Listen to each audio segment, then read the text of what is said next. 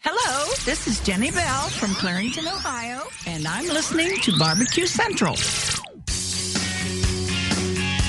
Welcome to the BBQ Round Table, a monthly show where a select panel of guests talk about a specific barbecue topic. From backyard pitmasters to professionals on the competition barbecue circuit, there's sure to be a wide range of opinions and views on how to prepare the best barbecue. If you're interested in participating in a future roundtable show, visit our homepage at www.bbq-4-u.com and click on the email button to submit your request. And now, here's the host of the outrageously successful Barbecue Central podcast show, who will now be acting as the moderator of the Barbecue Round Table, Greg Rempe.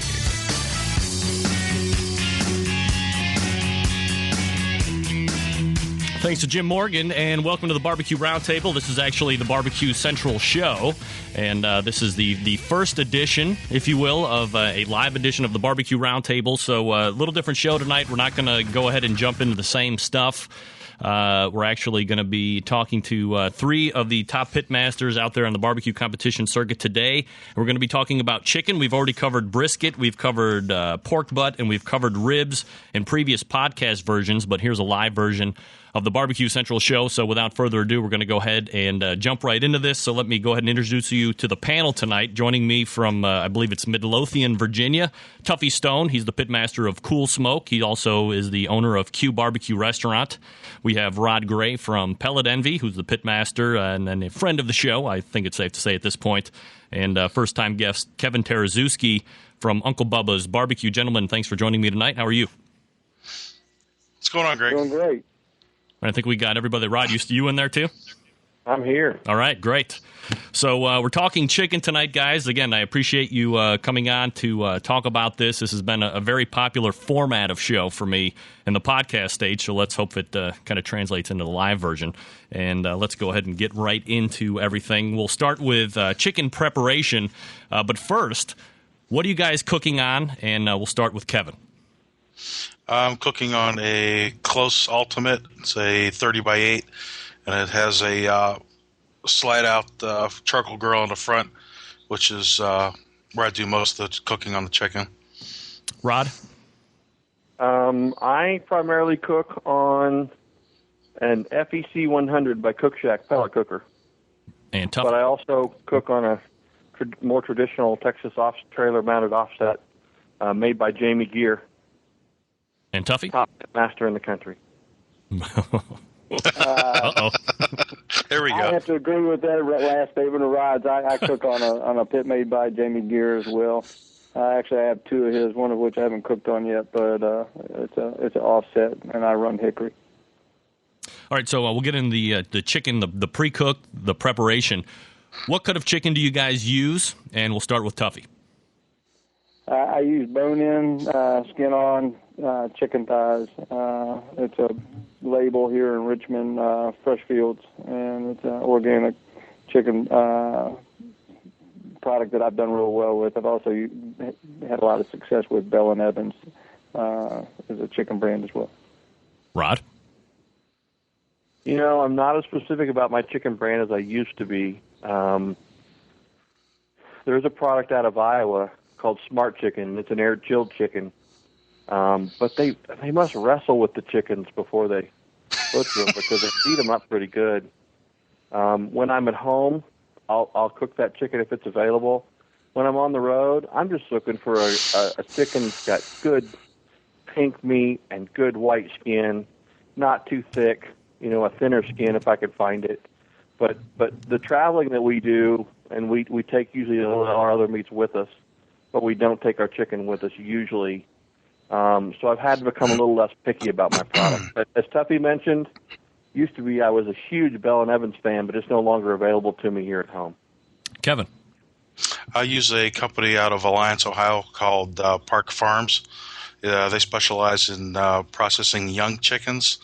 I use primarily bone-in thighs, and it's exactly what Rod's looking for. It's a very white skin chicken. The pieces are smaller because they're younger chickens, but I find them to be also extremely tender, and I've had very, very good luck with them.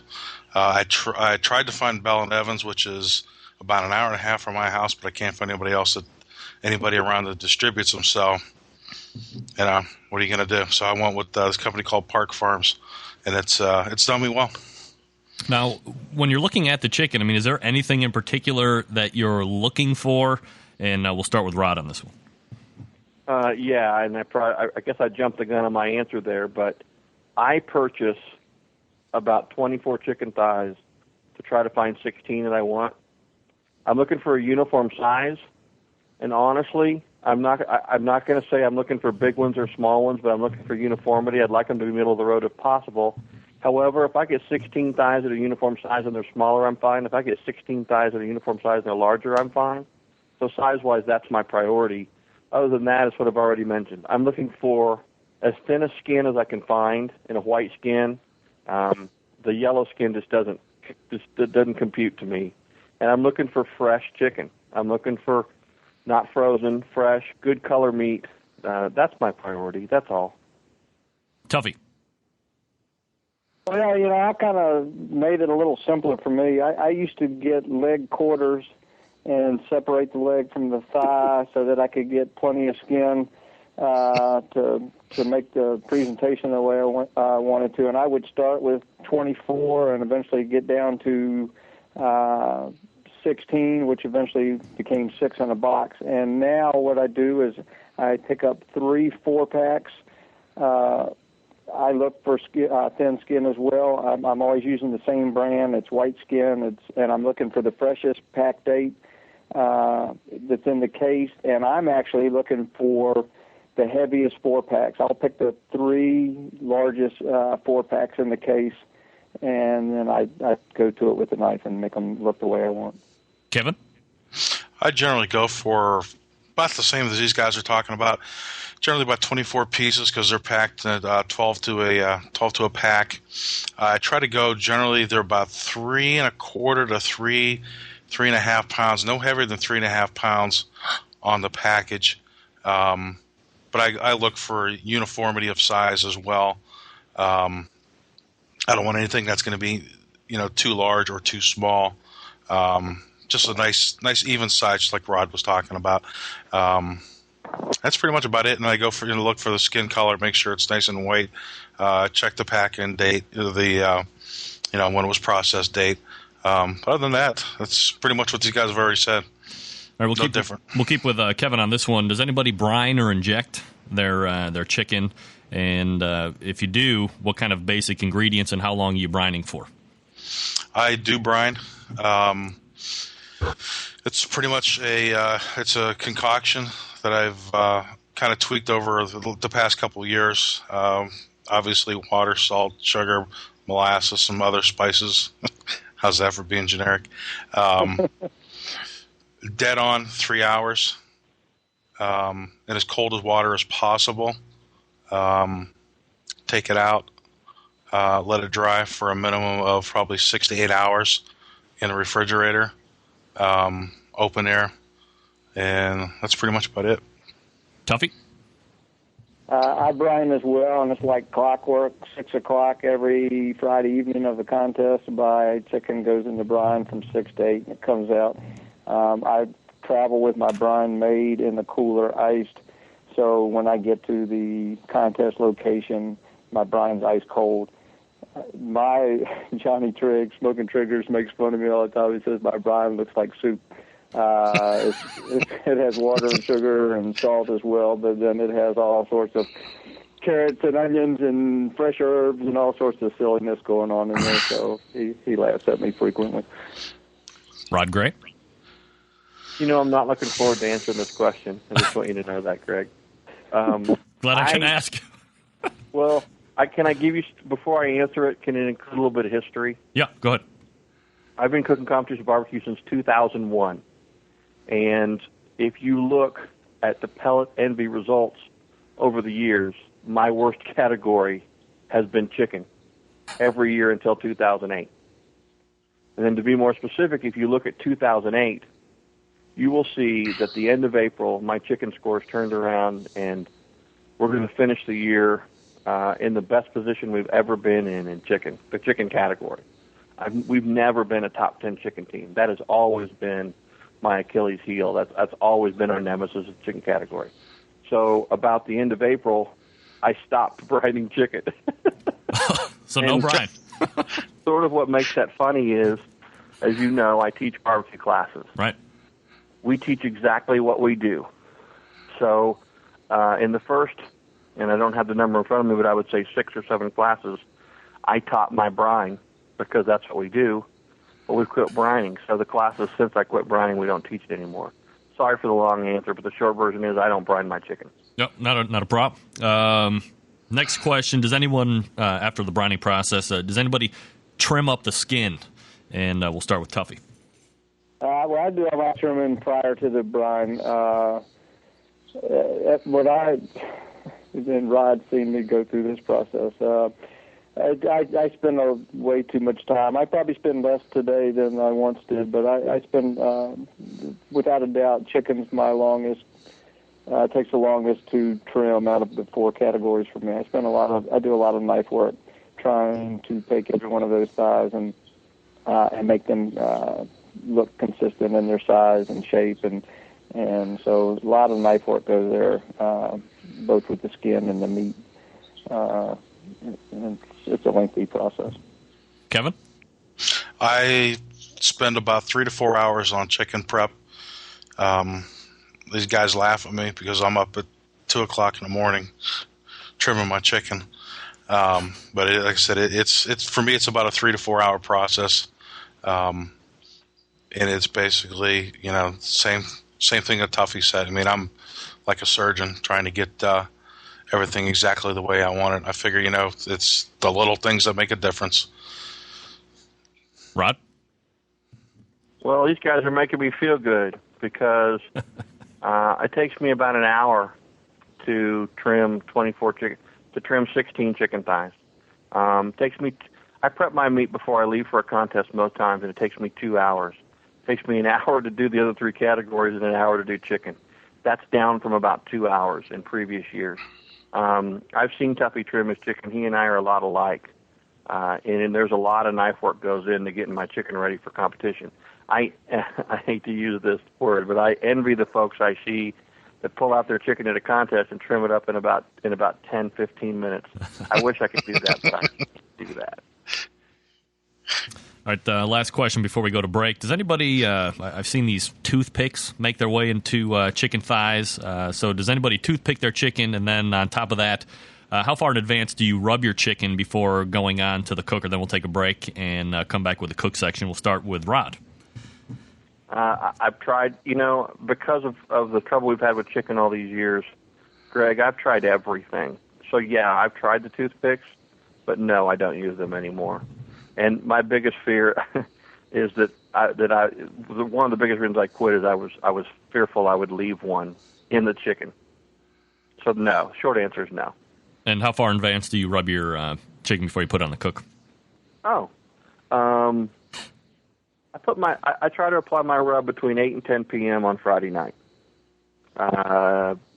Obviously, it stays on until it's time to cook the chicken, but it's a Friday night process, and that's new for me. But we've done that starting this year. Kevin, are you toothpicking, and when do you put your rub on? No, I do not toothpick. What I do is when I trim, I try to leave enough extra to be able to tuck. And when I put my chicken on the rack to go in the refrigerator, what I will do is kind of roll it, almost like kind of looks like stuffed cabbage a little bit. Mm-hmm. So I roll the edges around so that the skin can stretch enough. But as far as time, about the same as Rod. Mine's usually on anywhere from 10 to 2 o'clock in the morning, depending upon how efficient I've been.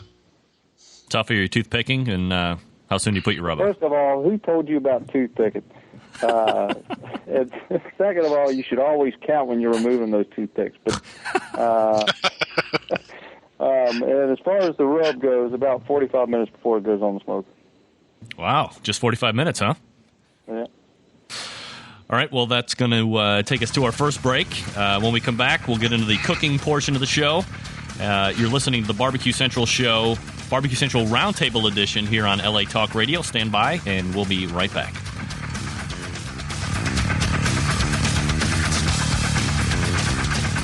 Forget going from site to site to get all your barbecue and grilling supplies and make your first and final stop at Fred's Music and BBQ.com. In the market for a new barbecue pit, we have all the big name brands like Big Green Egg and more. As a matter of fact, Fred's is staffed by eggheads and carries every single part and accessory for the egg. More of a pellet head, you say? Then check out our full lineup of Traeger smoker grills. Fred also carries Pro Q Barbecue, Bradley, and Weber smokers, as well as a full lineup of charcoal grills. And once you're outfitted with your new cooker or grill, you'll find absolutely everything you need to make your barbecue and grilling experience a success. Fred is a direct retailer of companies that sponsor the Barbecue Central show, like Wolf Rub Barbecue Seasonings and the folks at the Barbecue Guru. But you can also get your hands on a full lineup of spices, rubs, and sauces to marinades, accessories, lump charcoal, wood chips, pellets, chunks, and even the great grilling tools by Stephen Reichland of Barbecue U fame. Check Fred out on the web at fredsmusicandbbq.com or check out their fully stocked showroom in beautiful downtown Chillington, Pennsylvania.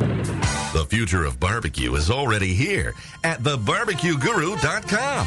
From the amazing guru that monitors and controls the temperatures of any charcoal, wood, or electric pit to the Caldera Tallboy knockdown smoker. Yes, it breaks down and stores flat, yet it's still a robust, sturdy, portable cooker and smokehouse. It also serves as an efficient temperature-controlled convection oven using wood or charcoal.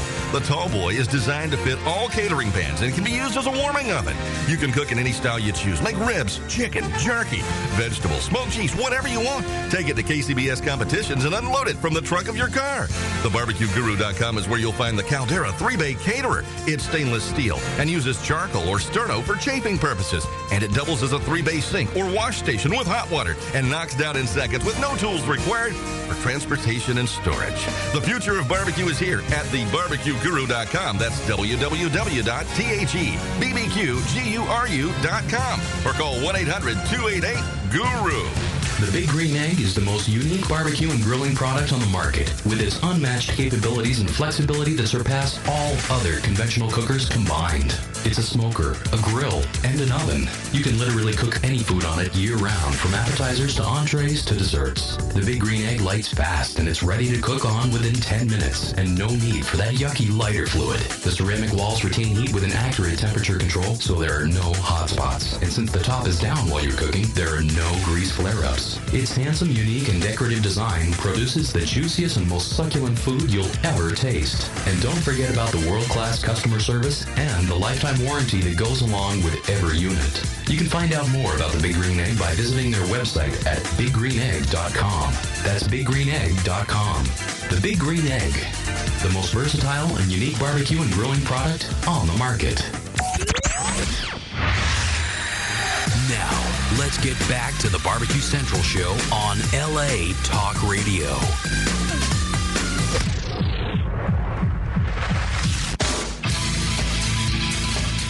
The Barbecue Central show here on LA Talk Radio. It's the Barbecue Roundtable Chicken Edition. Thanks to the panel for hanging with me through the break here, and we get into the cooking portion of the show. So we'll start with Tuffy on this question. Tuffy, what kind of wood are you using for smoke flavor, and what time do you put your chicken on during competition? Well, I'm running, I use one chimney full of charcoal to get our fire going, and we light that at 2:30 in the morning. And at that point, then we start running about 18-inch logs of hickory, same size you would probably use in your fireplace at home. And that begins our cook. And our chicken, like I was saying earlier, is brined from, in the evening before on Friday night. Saturday morning, usually about 9:30, I apply rub to my chicken. My chicken goes on the cooker at 10, and it's pretty much done usually about 11:45. Rod? Well, I cook with pellets, Greg, so, and that although I'm going to tell you it's a hickory oak blend, it's nothing like cooking with hickory and oak logs. But I have tried every pellet under the sun, and just about every brand, and my absolute favorite are Barbecue Delight, and they say hickory on them. However, I don't believe they make anything that's straight 100% fruit wood or hardwood. This is a hickory oak blend. It's a third hickory and 2/3 oak. Kevin. Oh, and when do I put it on? Oh, yeah, right. I put it on 9. It depends. Everybody wants a tried and true recipe with times, and it doesn't work that way for me. It depends on what I see with my chicken. If it's smaller, it goes on later. If it's bigger, it goes on earlier, but around 9:30 or 10 o'clock. Kevin. I use primarily cherry for chicken. I usually try to spike up the temperature, so I use real small pieces in the main chamber. But generally, my chicken goes on about right around 9:30 to 9:45. What temperature are you guys keeping your pit at when you're cooking your chicken? And we'll start with Rod. I wish I had easy answers to all these questions, but 250 to 275 depends on what else is going on. Depends on if there's still meat on the pit I'm going to cook my chicken on. The weather, so many factors affect it. But if I'm behind, I'll kick it up to 300 degrees. So somewhere in the range between 250 and 300 degrees, depending on a lot of variables. Greg. Kevin. I'll cook it in the main chamber right around 300 degrees for a short time. Then it gets off to smoke, and it will go on to my slide out over charcoal. Actually, it's over lump, and that can be anywhere from about 400 degrees to 500 degrees, not direct. I use it on the you've seen my pit before. Right. I'll bank the fire to the left side and leave the chicken on the right side and just kind of bring it up, but I like to use high heat very quickly. Tuffy. Well, where my temperature gauge is on my pit, it's reading typically between 275 and 300. There's a lot of things that determine the temperature of my pit, and mostly how that fire is running and how that stack's looking. But I have a shelf in my cooker where I cook my chicken, and I would say that the temperature is probably more like 325 where my chicken's actually placed during the cooking process. Kind of a crazy question here, but does anybody mop or baste during the cooking process in order to enhance or add layers of flavor? And we'll start with Rod. I do not. My actual cooking process is very simple. And Is somebody trying to call out of the show here or what? I think they just don't like my answer. Go ahead, Rod. I'm sorry. I don't, Greg. My process once on the pit is very simple. I never flip it over, skin side down anymore. This chicken recipe I've changed to here around the 1st of May is as simple as the rest of my cooking. And so, no. Don't mess with it much once it gets on the pit. Kevin? I don't know if you guys are familiar. I'm sure Rod and Tuffy are with the Jumpin' Jims method. I kind of tweak that a little bit to my own liking. So I kind of mess with that a little bit. My skin never hits the grate on my grill. But no, I do not add any flavors or mop or anything like that in the process. And Tuffy? No mop. My chicken is finished with sauce, but no mop. All right. Next question: what internal temperature do you shoot for a finished temperature? And we'll start with Tuffy again. For me, this has been a bit of a change. I used to really like my chicken thighs when they were reading about 170, 175. I really like that product. I've since taken it a little hotter, and seems like my results improved by taking it a little hotter than the 175 mark. Rod? I don't know, and I don't care anymore. Mine's all based on timing. And, years ago when I struggled in chicken, a very good chicken cook approached me and said, Rod, cook it till you think it's done, and then cook it some more. And, that makes sense in some other categories, but it never made sense to me in chicken. And believe it or not, that's how I'm cooking it now. And I when I am done with my big cuts, I put my thermopan away, and I don't temp my chicken when it comes off the pit. Not at all. It's more of a side issue than it is a temperature issue these days. However, to echo something Tuffy said, I used to religiously try to make my chicken hit 165 to 170. And again, if you don't believe me, look it up. Pellet Envy, until this year, was not a good chicken cook. And Kevin? I generally shoot for about 176. About. Yeah. About 177, 175. Yeah, somewhere around there. All right, do any of you guys sauce or glaze your chicken prior to actually taking it off the cooker? And we'll start with Rod. Absolutely. I absolutely do. Anybody that knows me knows I'm a huge Blues Hog fan, and we use Blues Hog sauce in all 4 categories. And about 11:30, I use a glorified pigtail turner and actually dunk my chicken in sauce, dip it, dunk it till it's completely coated, and then set it back on the grate for it to glaze.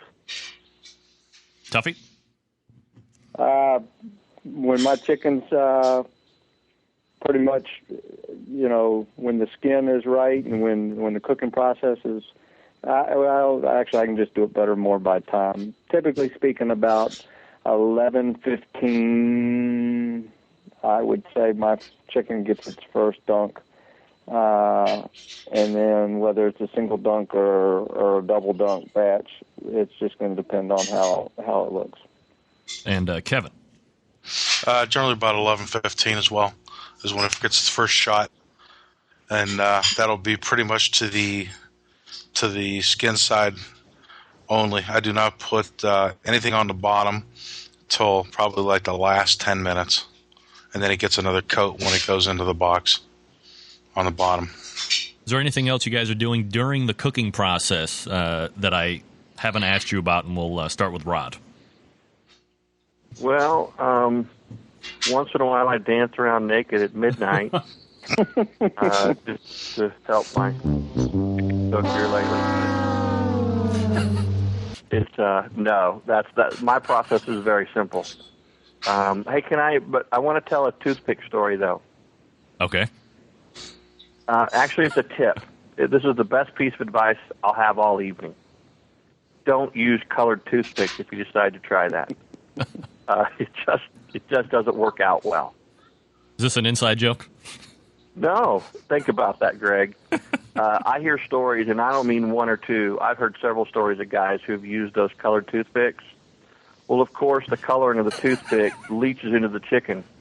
So they remove their toothpicks like good boys, and they turn that chicken in, and the judge takes a bite of it, and here are these blue or green or whatever colored spots inside this chicken, and I can tell you that the scores are not good. Indeed.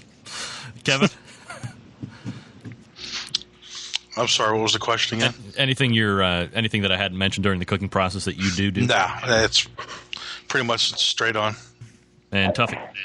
I just think, to a friend of mine, Gary Sublett, Lazy Bones, told me this years ago, cooking in Shelby, North Carolina. And that is, if you don't have bite-through skin on your chicken, you're not going to probably be in the top 10 in chicken. And if you're not in the top 10 in chicken, you're probably not going to be in the hunt to win the contest. And so I would just tell everybody out there that's competing in competition barbecue, when you go to sample your chicken and you bite it and that skin comes off with that bite, you need to try and figure out how to get bite-through skin. Probably the most common way that people are doing it is they're using high heat, and they're rendering that skin to a point whether it be crispy or whatnot to get bite-through skin. But, I think that's a real important thing to try and achieve. The other thing I would say is with your bigger cuts, especially with butts and brisket, your rest time is very long. But with chicken, your rest time is going to be a lot shorter. And so you really need to practice at home before you go to a contest. I don't know how many times I walk around in a contest setting and cook teams have their chicken done an hour and a half before turn-in, and I just don't think they're going to have a great product that way. So, although I do know someone who has their chicken off 2 hours before turn-in and they win chicken a lot. But anyways, just managing your cook time with chicken and bite-through skin are probably really important with that category. All right, well, I'm glad you broached that bite-through skin topic. When we get back from the second break, we'll talk about post-cook events. If time permits, I have some miscellaneous questions that perhaps will get everybody riled up. So stick around. We'll be right back. You're listening to the BBQ Central Show.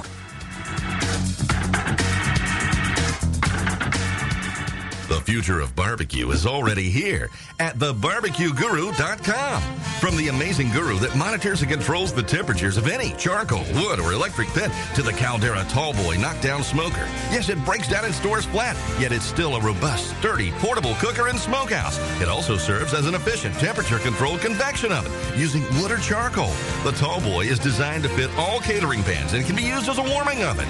You can cook in any style you choose. Make ribs, chicken, jerky, vegetables, smoked cheese, whatever you want. Take it to KCBS competitions and unload it from the trunk of your car. TheBarbecueGuru.com is where you'll find the Caldera 3-Bay Caterer. It's stainless steel and uses charcoal or sterno for chafing purposes. And it doubles as a 3-bay sink or wash station with hot water and knocks down in seconds with no tools required for transportation and storage. The future of barbecue is here at TheBarbecueGuru.com. That's www.thebbqguru.com or call 1-800-288-GURU. The Big Green Egg is the most unique barbecue and grilling product on the market, with its unmatched capabilities and flexibility that surpass all other conventional cookers combined. It's a smoker, a grill, and an oven. You can literally cook any food on it year-round, from appetizers to entrees to desserts. The Big Green Egg lights fast, and it's ready to cook on within 10 minutes, and no need for that yucky lighter fluid. The ceramic walls retain heat with an accurate temperature control, so there are no hot spots. And since the top is down while you're cooking, there are no grease flare-ups. Its handsome, unique, and decorative design produces the juiciest and most succulent food you'll ever taste. And don't forget about the world-class customer service and the lifetime warranty that goes along with every unit. You can find out more about the Big Green Egg by visiting their website at biggreenegg.com. That's biggreenegg.com.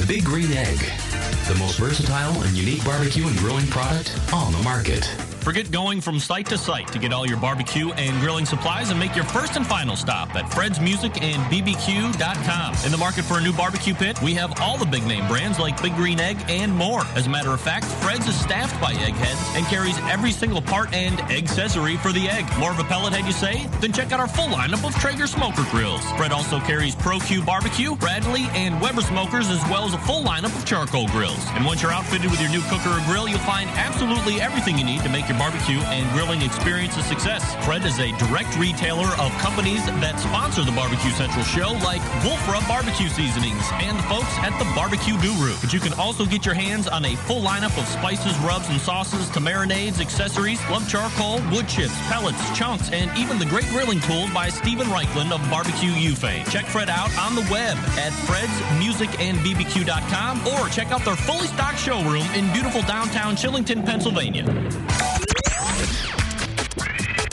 Let's get back to the BBQ Central Show on LA Talk Radio.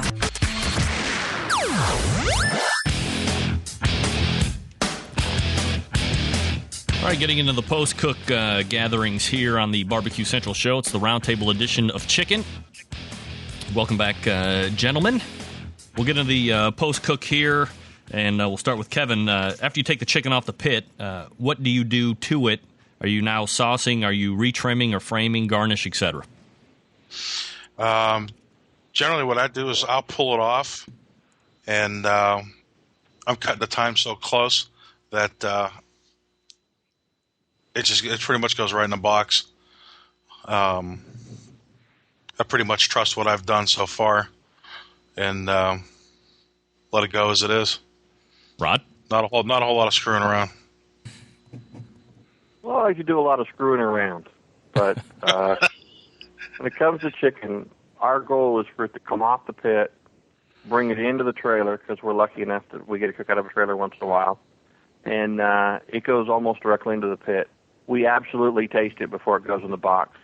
That's an issue for me, and that's what I teach in class, is a lot of guys think whatever comes off their pit is what they get.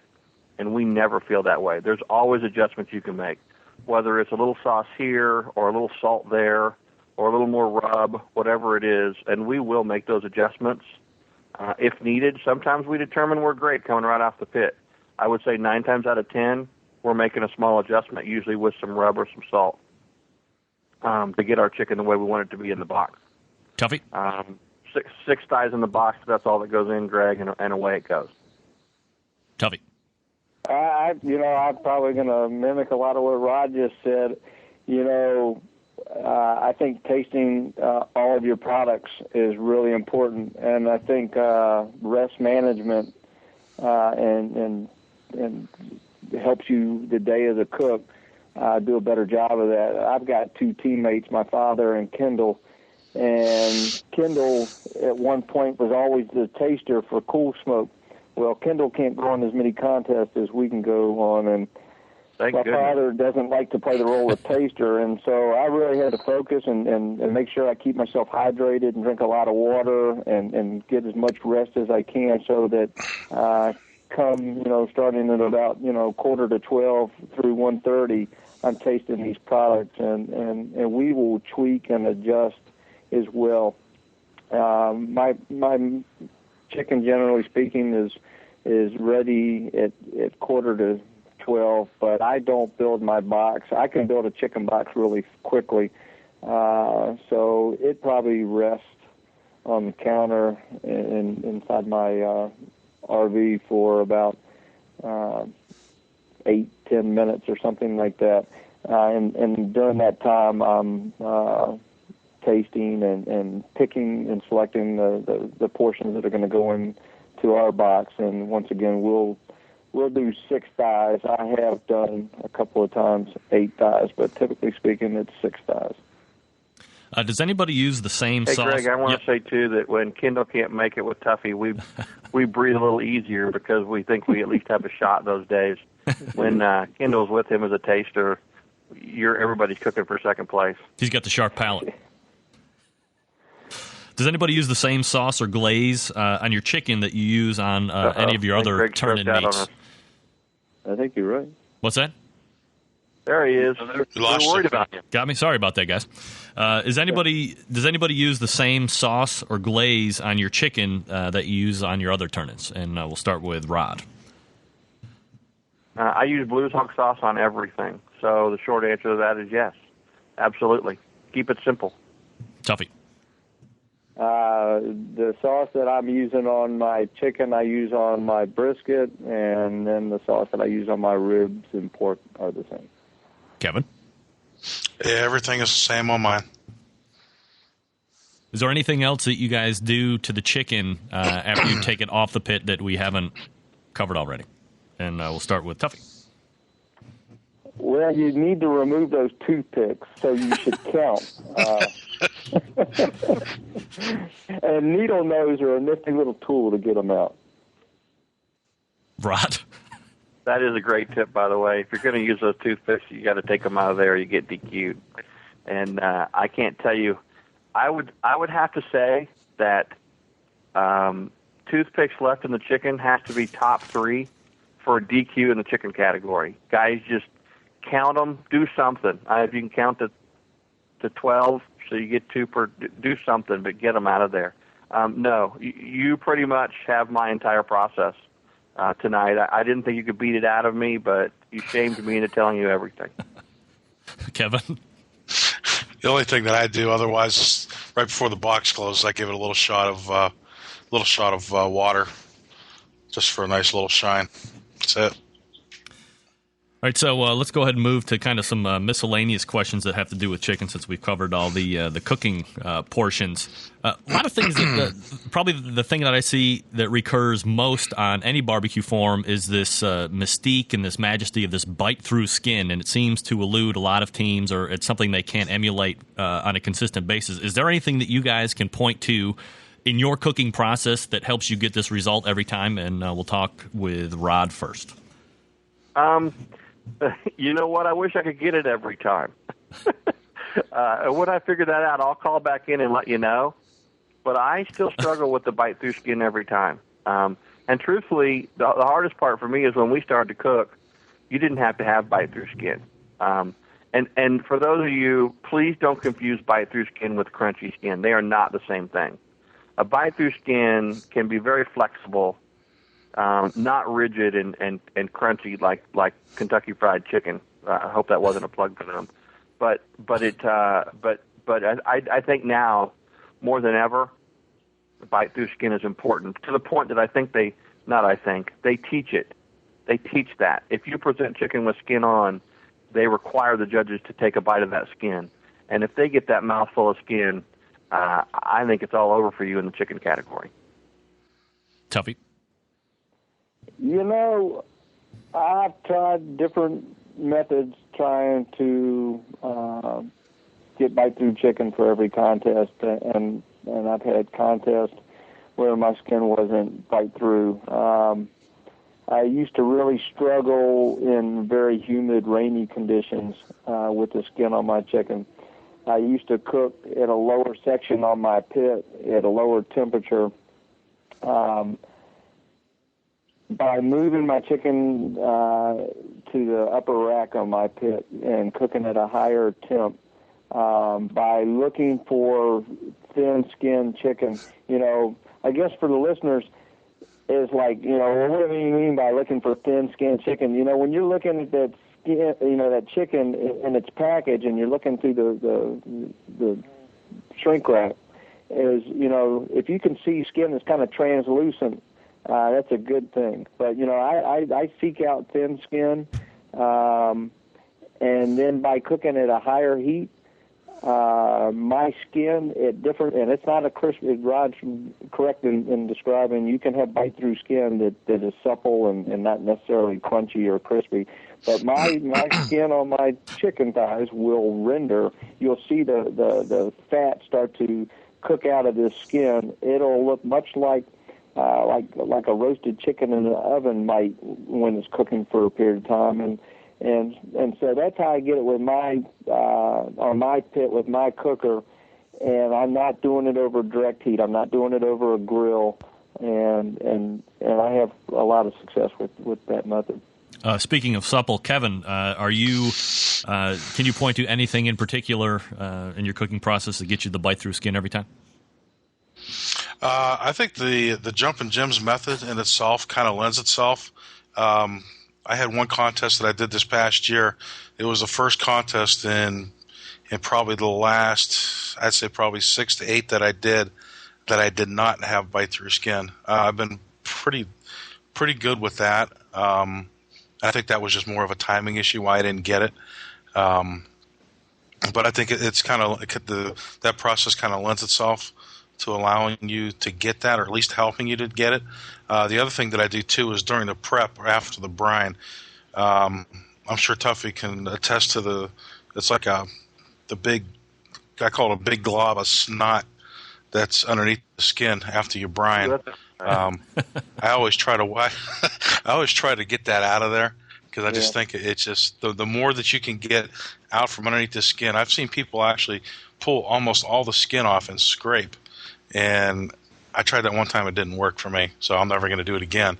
I just try to get as much of that stuff off as I can.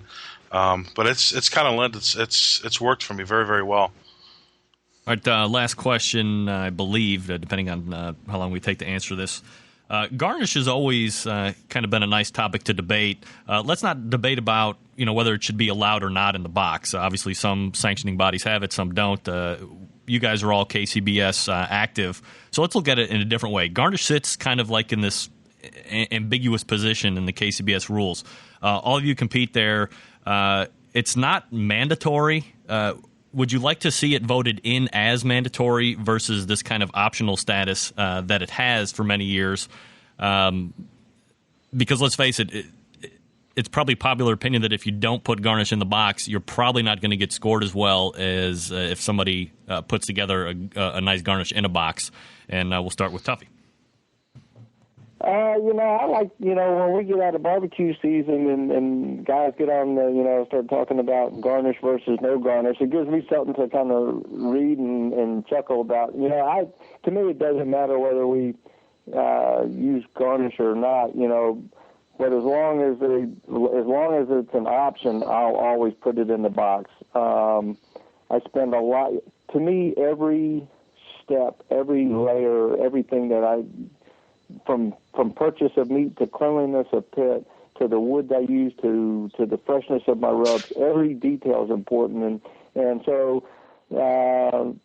putting the greenery in my boxes is just one more thing that I focus on and try. I mean, sometimes I have a harder time finding fresh greens than I do good meat, but as long as it's an option, I'll put it in the box. If it ever went away, I actually think it would be more difficult or take more time to make a beautiful box with no greenery in it than it does to make a good-looking box with greenery in it. But you would never turn in a box at this point without putting greens in it?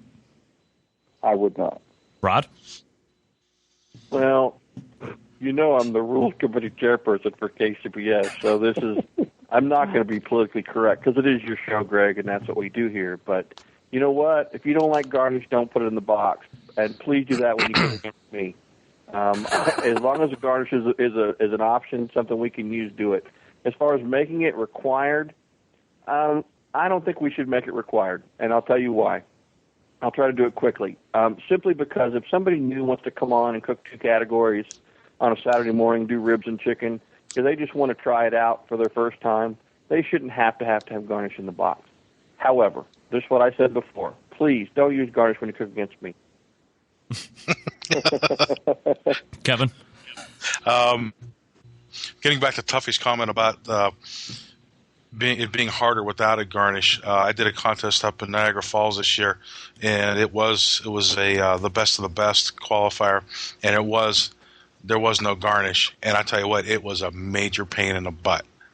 I always thought, God, as I'm doing a box with greenery, and I'm thinking, my God, this is a pain in the ass. I hate this. Blah blah blah blah blah. Everybody knows how much I bitch at a contest.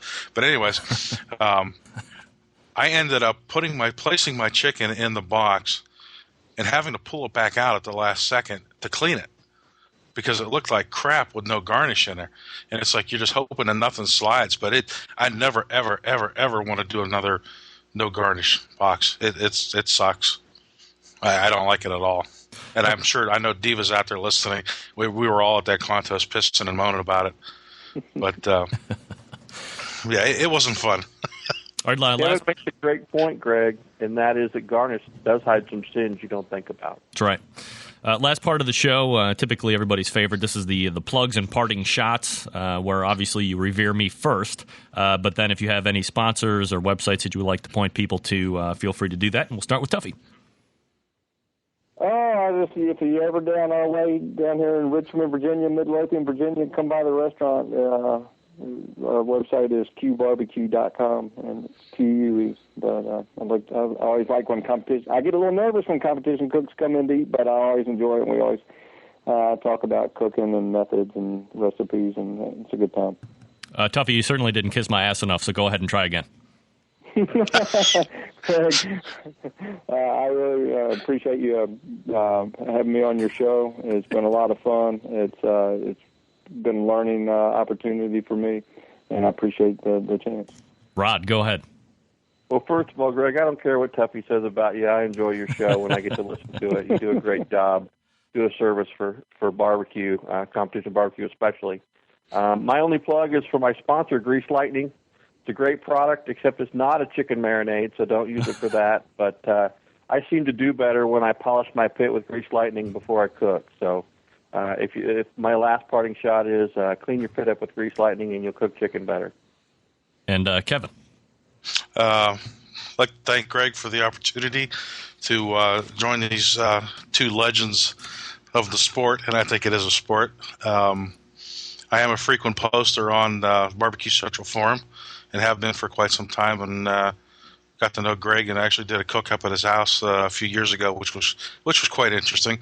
But as far as plugs go, Dave Close is a sponsor of mine. You guys ever get a chance to use his poultry rub?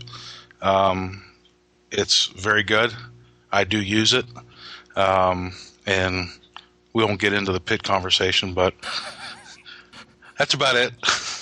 All right. Hey, Greg, I think we've developed a new topic for a new show I'd like to be a part of, by the way. Go ahead, share it. Whether competition barbecue is a sport or not. And I'm going to tell you now, in case you don't get me back, nothing you can do while drinking a beer should be considered a sport. Well, bowling and golf Actually, we had that conversation once before, didn't we? That was a topic on a show. All right, we could do a whole show, in my opinion. Hey, we're all athletes. I mean, you know. Look at you guys, you're physical specimens. That's right. That's right. I am a specimen. Rod Gray, Kevin Tarazewski, and Tuff Stone. Guys, thanks for coming on tonight and talking chicken barbecue, and we'll catch you down the road. Continued success to each and every one of you. Thank you very much, Greg. All right. There it is. First live episode of the BBQ Round Table. Thought it went pretty good. Can't complain. Let me direct you to these people's websites. QBarbecue.com. That's Tuffy Stone. He's also the pitmaster of Cool Smoke. I believe they were 2007 KCBS Team of the Year. That's QUEbarbecue.com. I will also have links to everybody's websites in the show notes on the LA Talk Radio homepage and on iTunes as well. Rod Gray can be found at pelletenvy.com. Also, I believe it's greased-lightning.com, if I remember correctly from previous posts. Kevin Tarazewski is the mark for Barbecue Central, which can be found at thebbqcentral.com. Thanks to each and every one of those guys for coming on and actually sharing what they're doing at contests. Hopefully you were able to take something from that. I know we didn't really get into the backyard portion of things, but the Barbecue Roundtable has kind of evolved into more of a competition side. Now that we got all the 4 meats done, perhaps we'll start looking at a roundtable for the backyard. So if you're interested, go ahead and give me a shout via email, bbqcentralradio@gmail.com, if you'd like to take part in the Barbecue Central Roundtable Backyard Edition. We'll do that. Briskets, butts, chickens, ribs. First emailer in tonight with the name Pellet Envy gets the 2-pack of Petey River Swamp Sauce, which is donated by swampsauce.com. We'll see you back here again next Tuesday for the Barbecue Central Show. This is your program host, Greg Rempe. Good night now.